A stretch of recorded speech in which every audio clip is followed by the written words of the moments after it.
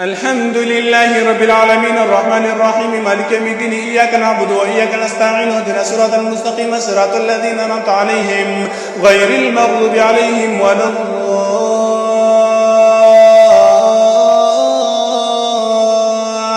الضالين عما يتساءلون عن النبأ العظيم الذي هم فيه مختلفون كلا سيعلمون كلا سيعلمون ألم نجعل الأرض مهادا والجبال أوتادا وخلقناكم أزواجا وجعلنا نومكم سباتا وجعلنا الليل لباسا وجعلنا النهار معاشا وبنينا فوقكم سبعا شدادا وجعلنا سراجا وهاجا وأنزلنا من المعصرات ماء ثجاجا لنخرج